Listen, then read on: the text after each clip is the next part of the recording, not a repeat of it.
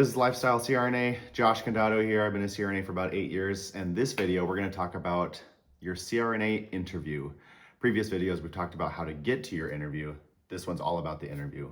Potentially one of the most important parts of the entire process, because this is where you go and you show them who you are and why you are the applicant that they want to accept. All right, so you have an interview date and you're trying to prepare for it. Make sure that your story is unique to yourself. They interview thousands of people. They hear all sorts of stories. A lot of them are probably going to sound generic to them. Make sure that you know your story and you stick to it. I think authenticity goes a long way in these interviews. In my interview, for example, they asked me specifically what I do to decompress after a stressful day. And I told them I like to golf. Everybody in the room laughed a little bit and it kind of took us off edge. But stuff like that is what really stands out to them. Make sure you identify that aha moment when you yourself decided to pursue anesthesia school. Now make sure that you rehearse it and you're prepared for it, but not memorize it. I'm sure authenticity will show itself once you start telling your story, but make sure that you're not trying to sell yourself in this current situation. You just want to make sure that you're very authentic and they can tell. You want to master certain clinical scenarios that you have had experience in the ICU in. Depending on the school, they might ask you deeper and deeper questions until you get one wrong. Make sure that you know how to handle that stress of the question. Just be honest. If you don't know the answer to a question, don't make it up. These people interviewing know what the answer is, and they can tell if you're making something up pretty easily. If you go to a school where they ask very detailed questions, make sure that you know clinical situations that you have actually been a part of, down to the drugs, down to the cellular level of how these drugs interact with the patient. Some places will ask you very intense questions. Some places will not, but I would be prepared for whatever they have to ask you at this time.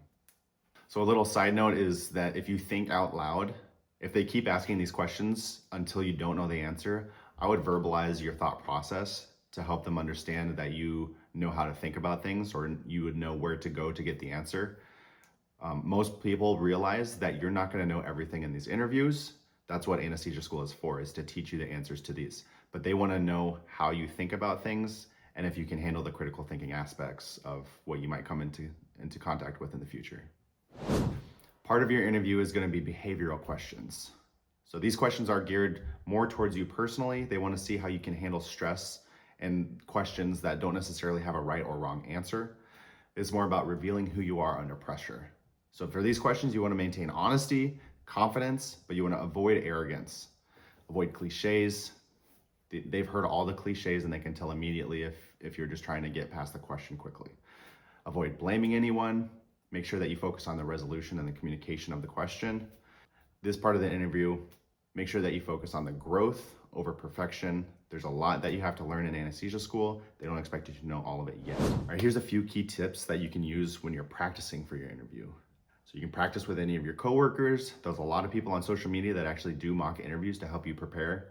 Make sure that you stay confident, but completely eliminate any arrogance. I know I said that before. To me, this is one of the most important ones. Make sure that you stay humble without downplaying any achievements that you've had. Stay calm, maintain eye contact with whoever you're communicating with. Make sure that your posture stays good. And last but not least, make sure that you're smiling during your interview. At the end of each interview, there's usually a time slot open for you to ask questions. Make sure you have some questions prepared. Make sure they're not questions that you can Google, like tuition or deadlines. Make sure they're actually intentional and thoughtful. Make sure you're thinking long-term, like alumni or CRNA mentorship or teaching opportunities in the future. Make sure they know that you've thought about what you're going to do once you get accepted into this program. In the next video, I'm going to talk about what happens after you've been interviewed, after you've been accepted, what you can do to prepare yourself for CRNA school, and how you can make that time pass a little quicker.